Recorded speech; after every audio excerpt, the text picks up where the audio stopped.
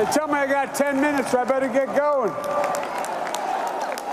My name's Joe Biden, and I'm here for Jeannie Shaheen. And to defeat Donald Trump. Folks, you all know in your bones this election is different than any you've ever faced. This president has unleashed the deepest, darkest forces in this nation. He's assigned a moral equivalence between those spewing hate and those with the courage to stand against it. I said after he saw those folks walking out of fields carrying torches in Charlottesville that we were in a battle for the soul of this nation, and we are. That's why I am running for president. We have to rebuild. We have to rebuild this nation. We have to rebuild it. The middle class is being crushed, the poor are getting poorer, and income equality is an all-time high, made even worse by the god-awful tax cut that Trump has passed, benefiting virtually no one but the super wealthy. Folks, Wall Street did not build this country. You built this country. The middle class built this country. And unions built the middle class. It's time we start to reward work over wealth. Why in God's name should a nurse, a firefighter, a police officer, a teacher, why in God's name should they pay at a higher tax rate than someone making tens of millions of dollars? It's wrong, and it will change in my administration. Ladies and gentlemen, we have to guarantee, and we can, it's within our power, guarantee every single solitary American that health care is a right and not a privilege.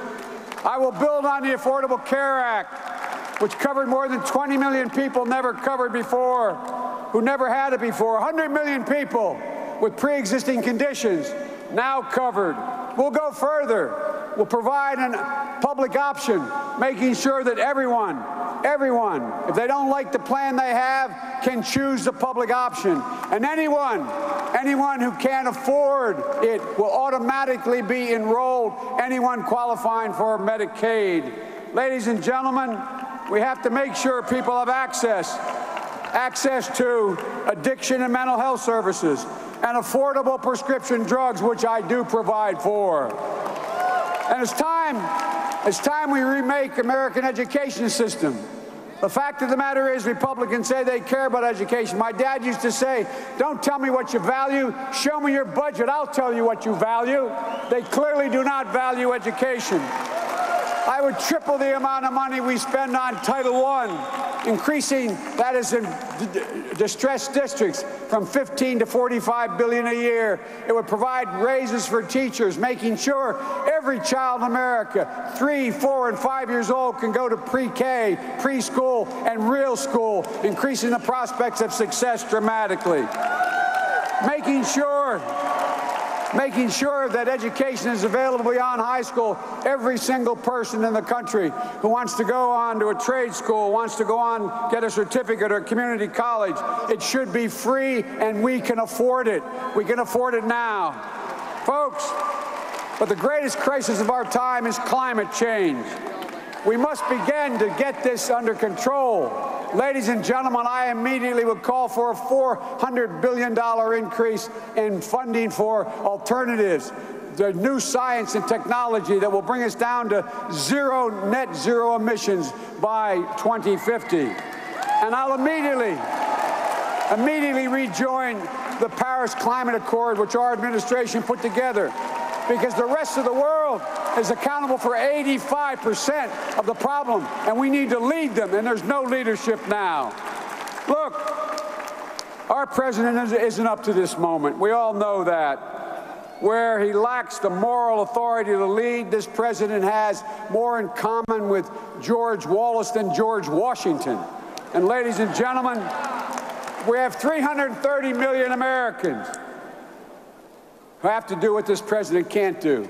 Stand together.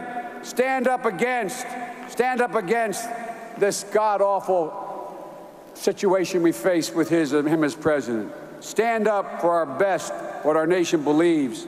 We believe in honesty, decency, treating everyone with dignity and respect, giving everyone a fair shot, leaving no one behind, and giving hate no safe harbor, demonizing no one, not the poor, the powerless, the immigrant, the other, and maybe most importantly, leading not by the example of our power, but by the power of our example, as we always have. Being part of something bigger than ourselves. It's a code. It's been the American code. It's who we are. And President Trump does not get it.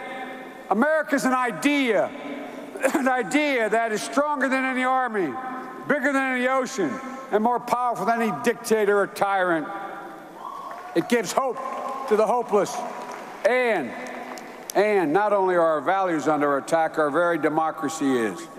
We've now learned nothing is guaranteed about democracy. We have to earn it.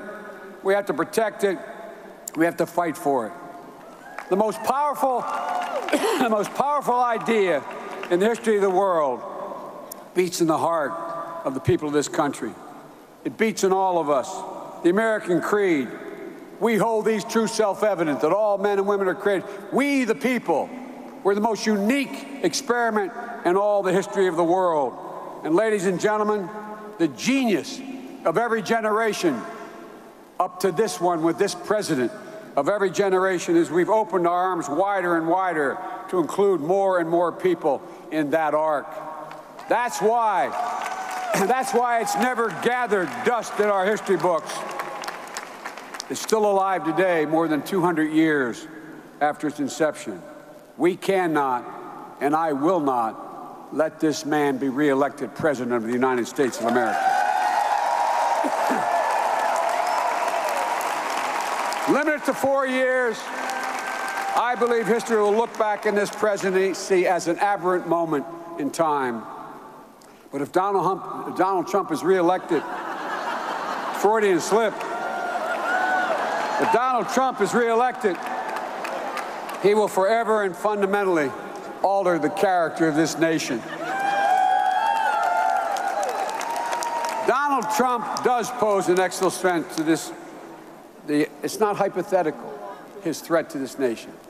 He does pose a real threat. The core values of this nation, our standing in the world, our very democracy, everything that's made America, America's at stake, and everyone knows who Donald Trump is. Now we have to show them who we are, That we choose hope over fear. We choose science over fiction. We choose unity over division. And yes, we choose truth over lies.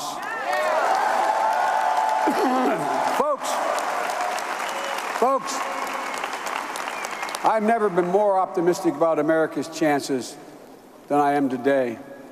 We're better positioned than any nation in the world to lead the 21st century. We have the world's most powerful economy. We have the greatest research university in the world, more than all the rest of the world combined. We find ourselves with a workforce that's 3 times as productive as workers in Asia. So, ladies and gentlemen, it's time to get the hell up.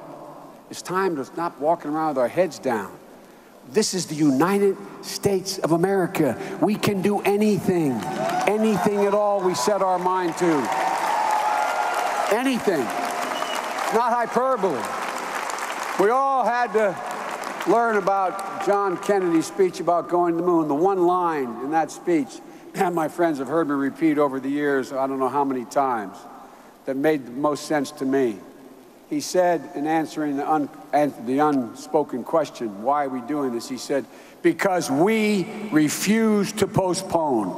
I refuse to postpone one more day taking back this country. The opportunities are amazing. We are in a position to be able to lead the world like we've never been able to do it before. Ladies and gentlemen, we can do this. This is our moment. God bless you all, and may God protect our troops. Thank you. Thank you. Thanks.